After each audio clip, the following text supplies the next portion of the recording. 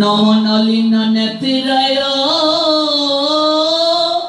বেণুবাদ্য বিনোদিনে রাধাধর সুদাপান শালিনে বনমালিনে কৃষ্ণায় বাসুদেবায় হর হে পরমাত্মনে প্রণত ক্লেশনাশায় শ্রী গোবিন্দায় নমো নমঃ।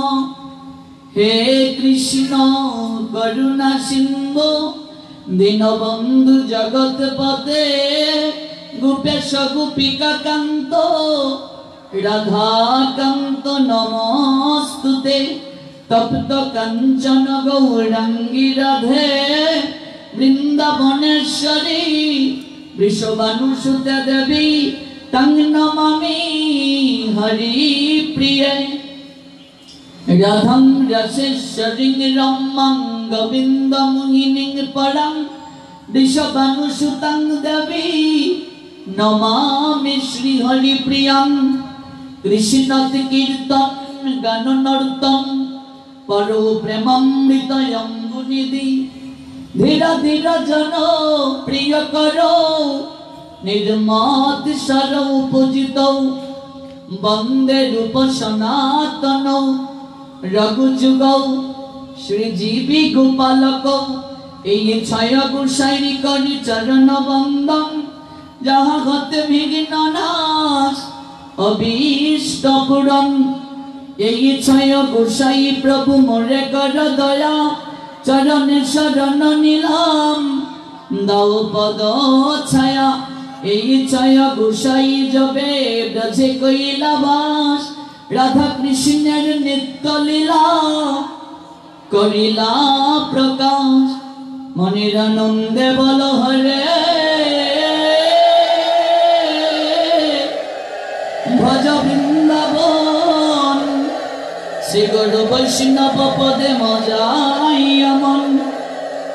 श्री गुरु वैष्णव पद पद्म गरिया नाम संकीर्तन कहे नरोत्तम दास। जय जय श्री कृष्ण चैतन्य दयाल प्रभु नित्यानंद श्री अद्वैत गदाधर श्रीवासादि गौर भक्त वृंद।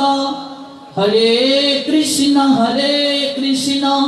कृष्ण कृष्ण हरे हरे हरे राम राम राम हरे हरे हरे कृष्ण कृष्ण कृष्ण हरे हरे हरे राम राम राम हरे हरे हरे कृष्ण कृष्ण कृष्ण हरे हरे हरे राम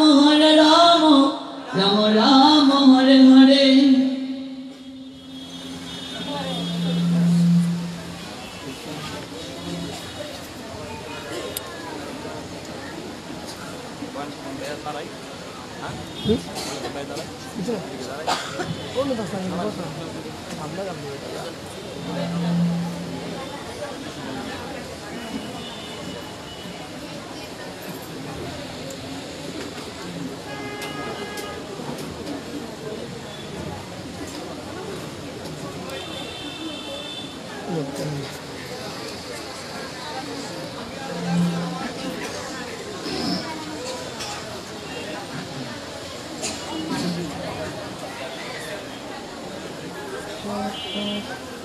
समवेत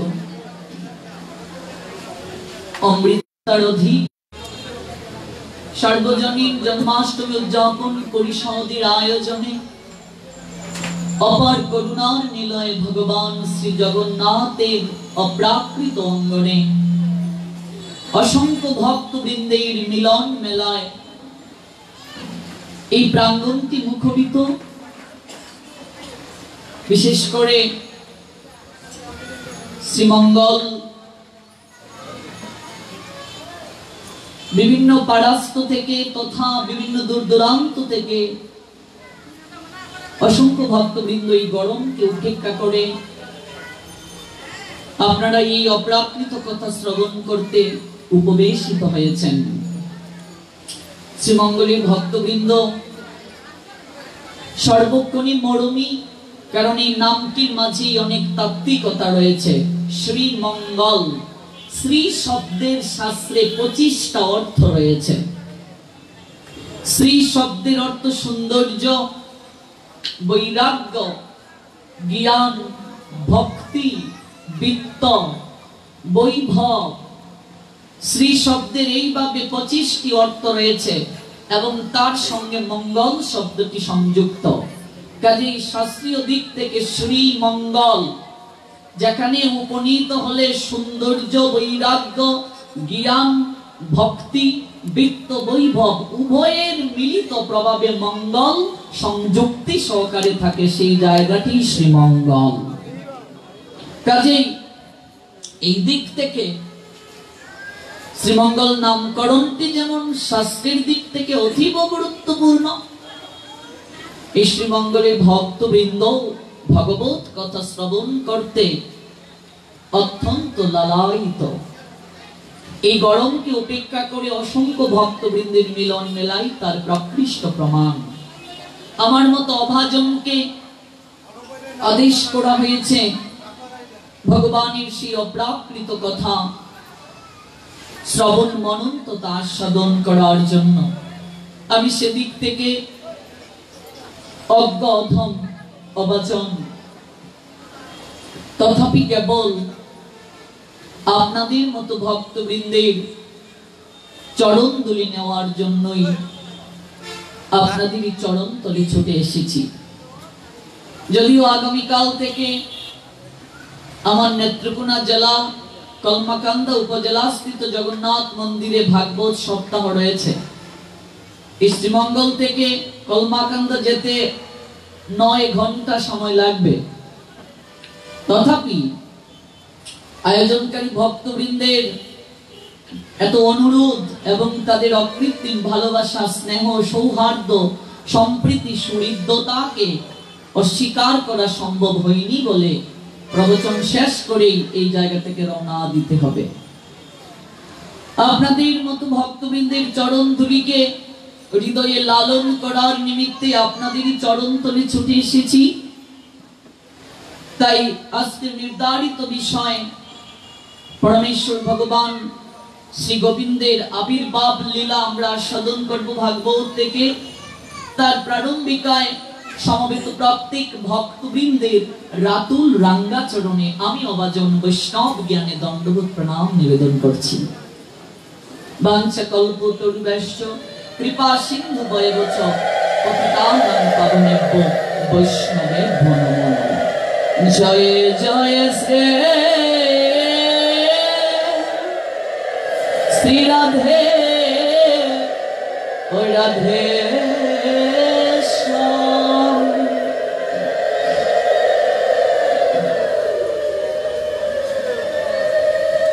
ভক্তবৃন্দ, ভগবানের আবির্ভাব লীলা সাধন করা হবে, কিন্তু তার পূর্বে আমাদের জানা আবশ্যক এই জগতের বুকে ভগবানের কোনো জন্ম নেই,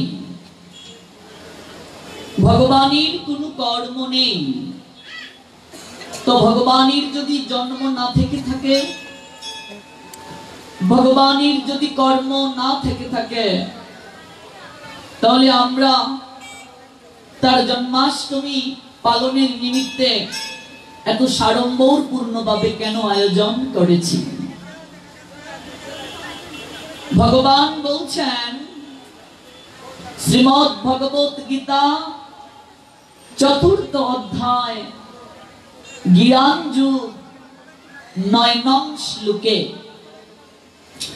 জন্ম কর্ম চমে দিব্য জব্যক্তি তত্ত্বত ত্যক্তা দেহম পুনর্জন্ম নয়তি মমতি অর্জুন। ভগবানের জন্ম নেই, কর্ম নেই, সমস্ত কিছু দিব্য।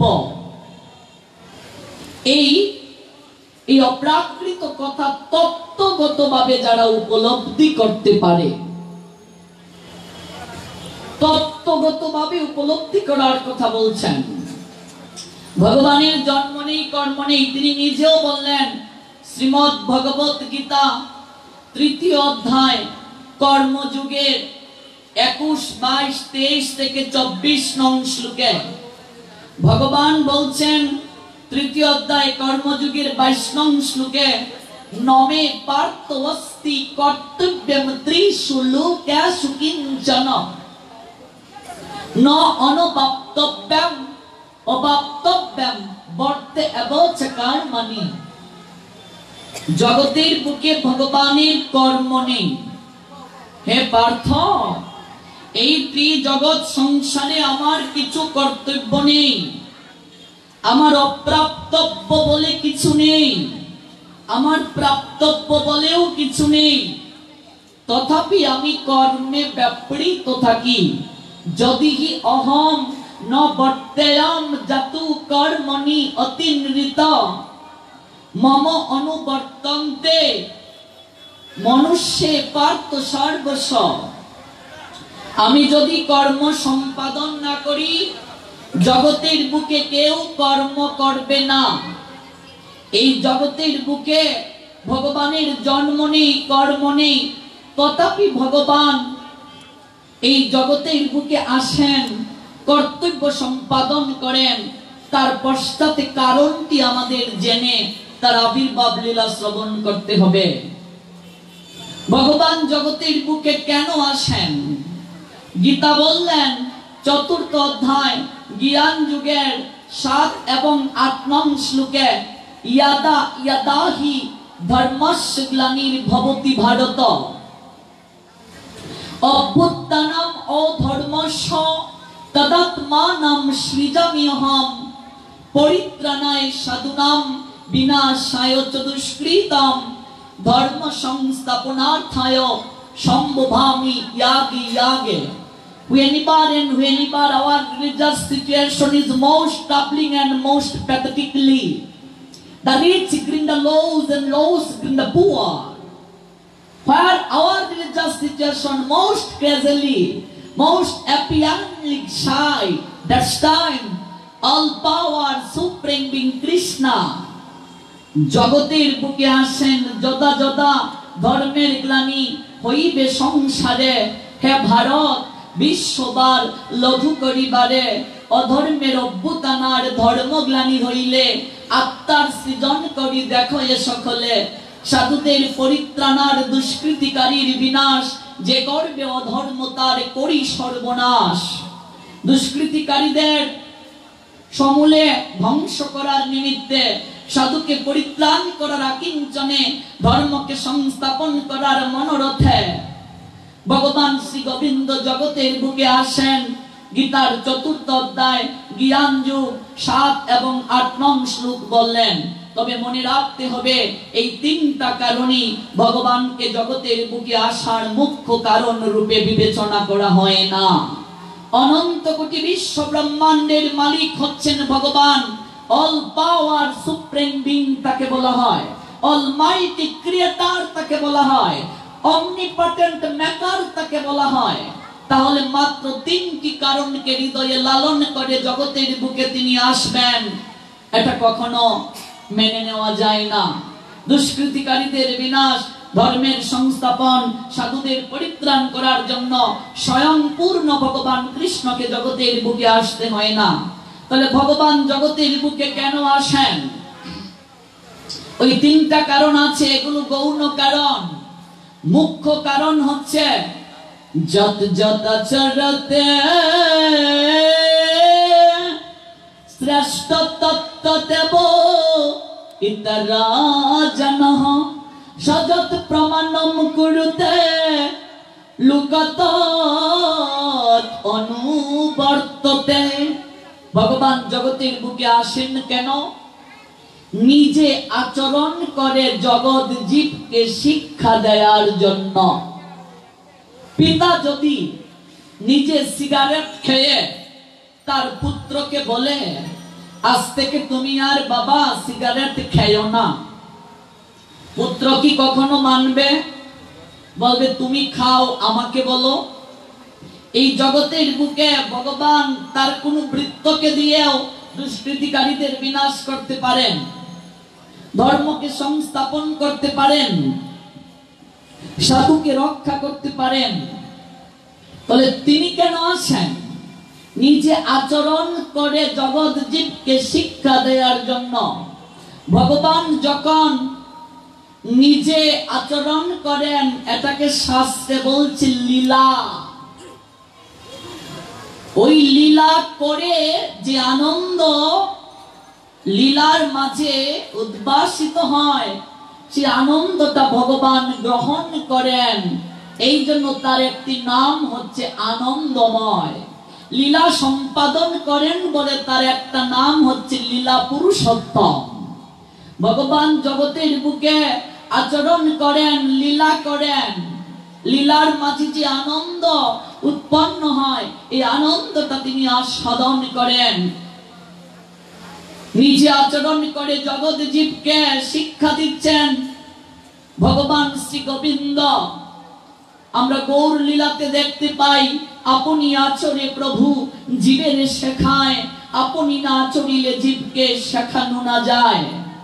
সমগ্র শাস্ত্রে লিপিবদ্ধ আছে কেমন করে আমাকে চলতে হবে, কিন্তু আমরা তার অবাধ্য সন্তান। মাতৃ জঠরে ভগবানের নিকটে কথা দিয়ে এসেছিলাম, প্রভু গো, ওই জগতের বুকে তোমার সমগ্র আদেশকে প্রতিপালন করে চলব। মায়ার জগতে এসে মায়ার দ্বারা আপ্লুত হয়ে আমরা সমস্ত কিছু ভুলে গেছি। তাই স্বয়ং অনাদির আদি শ্রী গোবিন্দ ভগবান জগতের বুকে নিজে এসে আচরণ করে জগৎ জীবকে আচরিত করছেন। শ্রীমদ ভগবদ গীতার ৩য় অধ্যায় কর্মযুগের ২১ নং শ্লোকে ভগবান শ্রীমুখে বলছেন, যত যত আচরতি শ্রেষ্ঠ তত্ত্বতেব ইতর জনঃ সযৎ প্রমাণম কুরুতে লোক তৎ অনুবর্ততে। এই জগতের বুকে শ্রেষ্ঠ ব্যক্তিগণ যাহা করেন, সাধারণ মানুষেরা তাকে অনুকরণ করেন। তিনি যা প্রমাণিত করেন, সমগ্র পৃথিবী তারই অনুসরণ করেন। তাই লীলা পুরুষোত্তম ভগবান এই জগতের বুকে লীলা করে জগৎ জীবকে আচরিত করার শিক্ষা প্রদান করতে আসেন। তিনি যখন লীলা সম্পাদন করেন, ওই লীলা সম্পাদনের মাঝে দুষ্কৃতিকারীদের বিনাশ হয়, ধর্ম সংস্থাপন হয়, সাধুর রক্ষা হয়ে থাকে। তাই ভগবান আজ থেকে আনুমানিক 5245 বছর পূর্বে জগতের বুকে আবির্ভূত হয়েছিলেন। ভগবান শ্রী গোবিন্দ জগতের বুকে এসেছেন দেবকীর কুলকে আশ্রয় গ্রহণ করে, তবে তার জন্ম সাধারণ মানুষের মতো নয়। এই জন্যই শ্রীমদ ভগবত গীতার ৪র্থ অধ্যায় জ্ঞান যুগের ৯ নং শ্লোকে ভগবান শ্রী গোবিন্দ বলছেন, জন্ম কর্ম চমে দিব্যম। আমার জন্ম এবং আমার সমস্ত কর্ম এগুলো সাধারণ কোনো মানুষের মতো নয়, এগুলো দিব্য। জন্ম কর্ম চমে দিব্যম। ব্যক্তি তত্ত্বত, যে ব্যক্তি আমার জন্ম আমার কর্মকে তত্ত্বগতভাবে উপলব্ধি করতে পারে, ত্যক্তা দেহম পুনর্জন্ম নয়াতি মামেতি সর্জুন। অর্জুন, তুমি আমার হয়ে জগতের সবাইকে জানিয়ে দাও, যে ব্যক্তি আমার জন্ম আমার কর্মকে তত্ত্বগতভাবে উপলব্ধি করতে পারে, এই মায়ার জগতে দ্বিতীয়বার তাকে আর জন্ম নিতে হয় না। ভগবান জানিয়ে দিলেন অর্জুনকে উপলক্ষ করে ৪র্থ অধ্যায় জ্ঞান যুগের ৯ নং শ্লোকে। এই জন্য আমরা প্রচলিত ভাষায় একটা শব্দ ব্যবহার করে আসছি, জন্মাষ্টমী, এটা প্রচলিত হয়ে গেছে, কিন্তু এই শব্দটা প্রয়োগ করা শাস্ত্রে যথাযথ বললেননি। ভগবানের কখনো জন্মটাকে জন্মাষ্টমী বলা শাস্ত্রীয়ভাবে ঠিক নয়, এটাকে আবির্ভাবই বলা উচিত। তথাপি আমরা এটা মুখে মুখে বলে প্রচলিত করে ফেলেছি, এই জন্য আমরা বলছি কৃষ্ণের জন্মাষ্টমী। মনে রাখতে হবে, আবির্ভাব এই শব্দটির অনেক তাত্ত্বিক অর্থ রয়েছে। যাই হোক, আমরা জানলাম ভগবানের জন্ম কর্ম দিব্য। এই জগতের বুকে তিনি লীলা করতে আসেন। লীলার মাঝে দুষ্কৃতিকারীর বিনাশ হয়, ধর্ম সংস্থাপন হয়, সাধুদের রক্ষা হয়। লীলা করে কর্ম সম্পাদন যখন করেন, ওই কর্ম সম্পাদনের মাঝে জগৎ জীবকে শিক্ষা দেওয়াই তার মুখ্য কারণ, এবং এই কর্ম সম্পাদনের মাঝে যে আনন্দ, এই আনন্দটা গ্রহণই তার মুখ্য কারণ। তাহলে ভগবান শ্রী গোবিন্দের সেই আবির্ভাব লীলা এখন আমরা শ্রবণ করব। কি করে ভগবান শ্রী গোবিন্দ জগতের বুকে আবির্ভূত হয়েছিলেন তাহা লিপিবদ্ধ আছে অমল পুরাণ শ্রীমদ্ ভাগবতের দশম স্কন্ধে। দশম স্কন্ধে পরীক্ষিত মহারাজ সুখদেব গোস্বামী পাদের নৈকট্যে অত্যন্ত কাতর স্বরে এই অপ্রাকৃত লীলা শ্রবণের আকুতি জানালেন। পরীক্ষিত মহারাজ যখন জেনেছিলেন তার জীবন প্রতিবার মাত্র 7 দিন জ্বলবে, তখন তিনি একটা কুশাসনকে হাতে করে গঙ্গার তীরে উপবেশিত হলেন। সুখদেব গোস্বামী পাদের চরণ তলে উপনীত হয়ে কাতর স্বরে বিনম্র চিত্তে অশ্রুসিক্ত নয়নে গদগদ বদনে সুখদেব গোস্বামী পাদকে বললেন, গুরুদেব, আমার জীবন প্রতিবার মাত্র 7 দিন জ্বলবে। আমার কর্তব্য কর্ম কি? কোন পথে চললে এই দুর্লভ মনুষ্য জীবনটা সার্থক মণ্ডিত হবে? তখন সুখদেব গোস্বামী পাদ পরীক্ষিত মহারাজের প্রশ্নের উত্তরে বললেন, তস্মাদ ভারত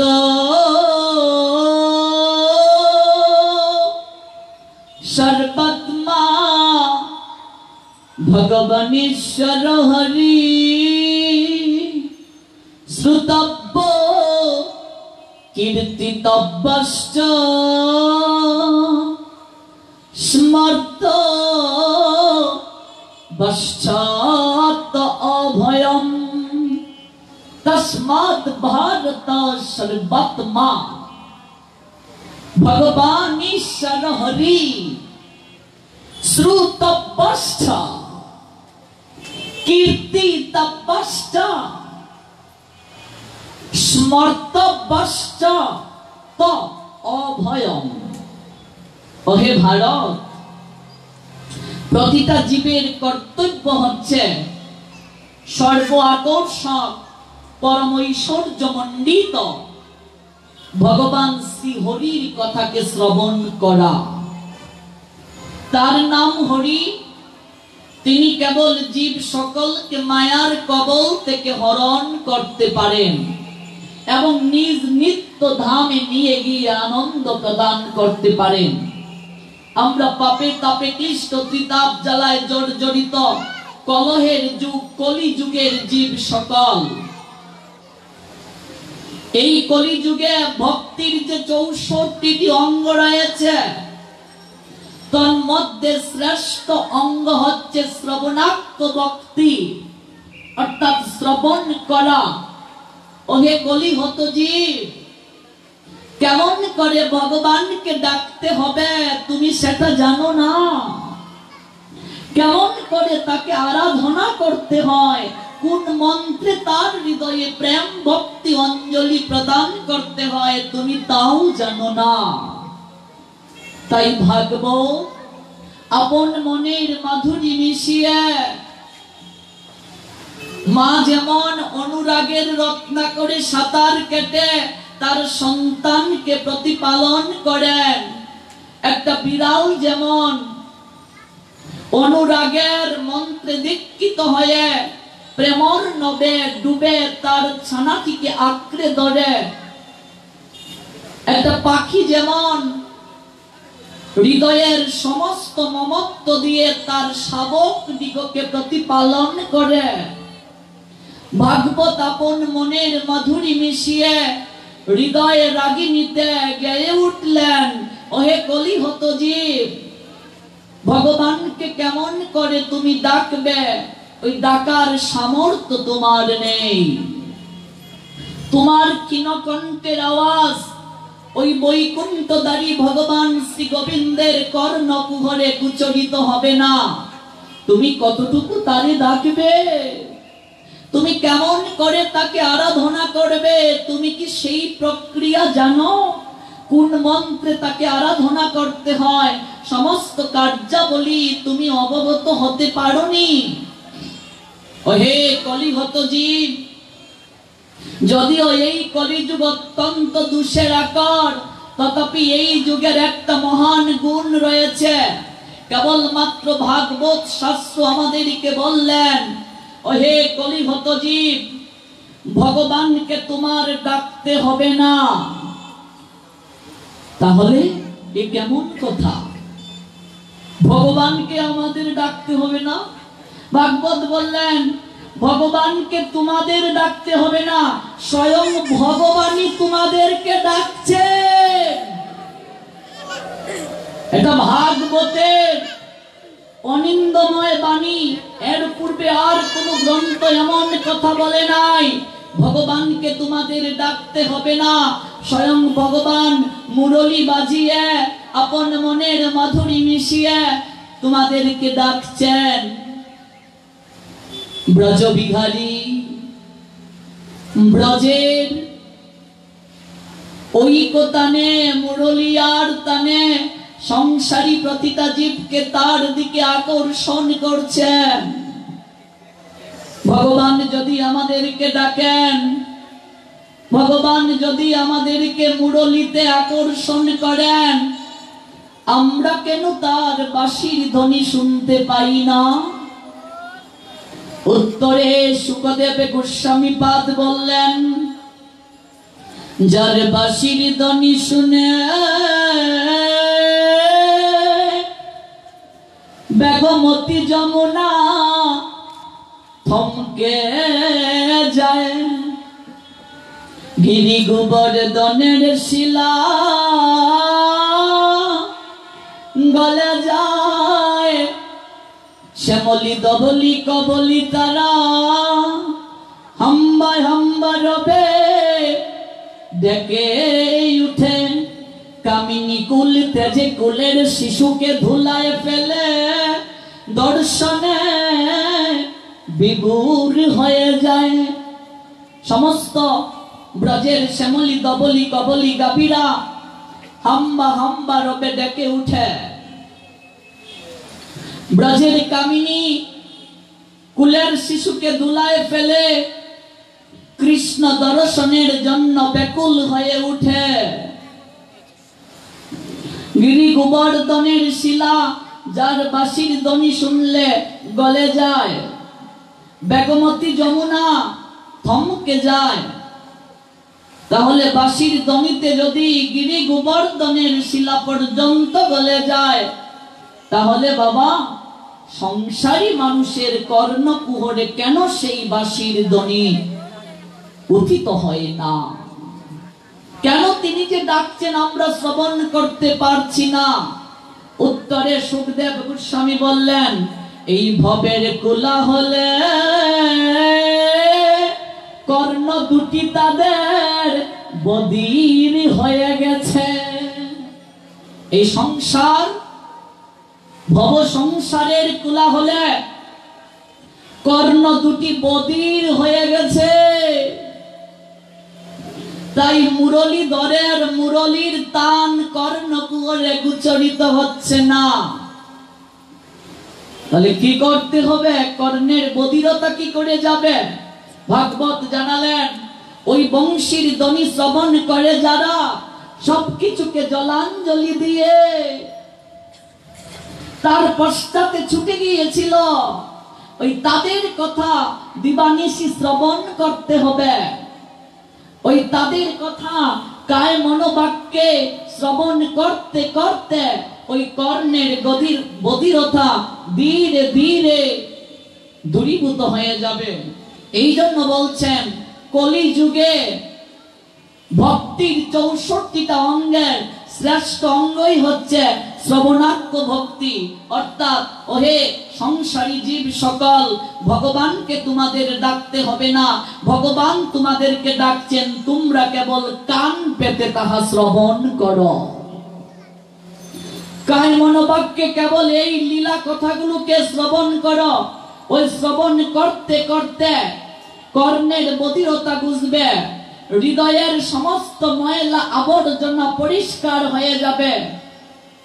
চিত্তরূপ দর্পণ যখন মার্জন হবে, চেত দর্পণ মার্জনম ভব মহাদাবাগ্নি নির্বাপনম, ওই ভবের আগুন নির্বাপন হয়ে যাবে। সেবকৈরব চন্দ্রিকা বিতরানম বিদ্যাবোধ জীবনম আনন্দ অম্বুতি বর্ধনম প্রতিপদম পূর্ণ অমৃতা সাধনম সর্বাত্মা স্নাপনম পরম বিজয়তে শ্রীকৃষ্ণ সংকীর্তনম নাম নামকারি বহুদা নিজ সর্বশক্তি তত্রর্পিত নিয়মিত স্মরণেন কাল এতাদৃশি তব কৃপা ভগবান মময়াপি দুদৈবমিদৃশৈ ভজনিন অনুরাগ। ভগবান তার সমস্ত শক্তি তার নামের মাঝে, কথার মাঝে অর্পণ করে দিয়েছেন। তাই সংসারী জীব, তোমার কর্তব্য কেবল সেই কথাকে শ্রবণ করা।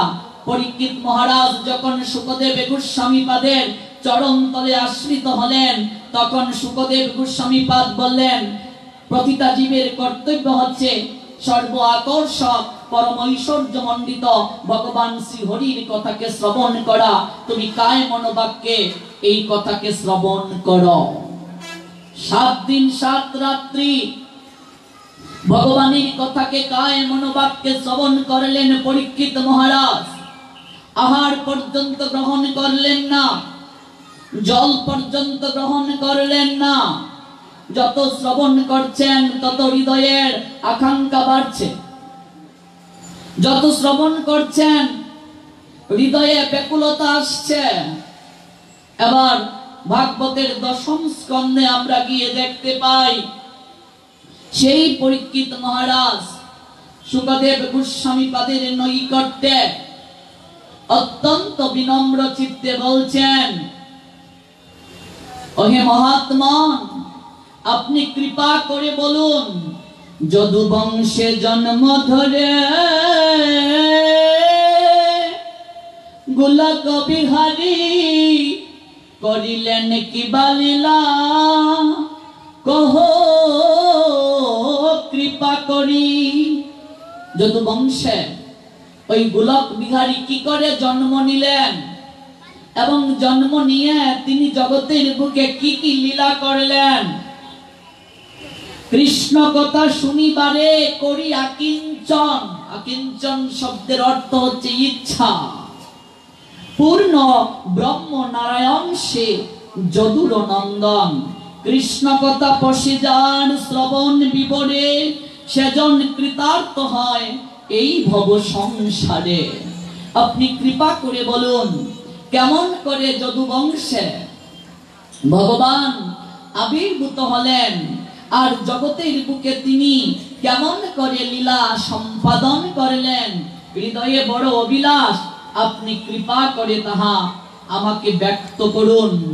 এই হৃদয় প্রতীক্ষিত কর্ণ দুটি অত্যন্ত চমকিত এই অপ্রাকৃত কথা শ্রবণের জন্য। এই কথা শ্রবণ করলে হৃদয়ে আরো মনোরথ বর্ধিত হয়, বারবার হৃদয়ে মাঝে শ্রবণের লালসা জাগে। আপনি কৃপা করে বলুন, এই জগৎ সংসারে বিষয় বাসনাহীন যারা হরি গুণগান তারা আনন্দের সহিত গায়। ভবরোগের মহা ঔষধে এই হরি নাম। বলছেন কি, ভব রোগের মহা ঔষধি। এই জগতের বুকে আমরা একটা রোগী। রোগটা কি? বারবার জন্ম নিচ্ছি আবার মরছি, আবার জন্ম নিচ্ছি আবার মরছি। কখনো বৃক্ষ হয়ে, কখনো পশু হয়ে, কখনো পাখি হয়ে, কখনো কৃমিকীট হয়ে, আবার কখনো বা মনুষ্য হয়ে, জলজা নবলক্ষণী স্থাবরা লক্ষ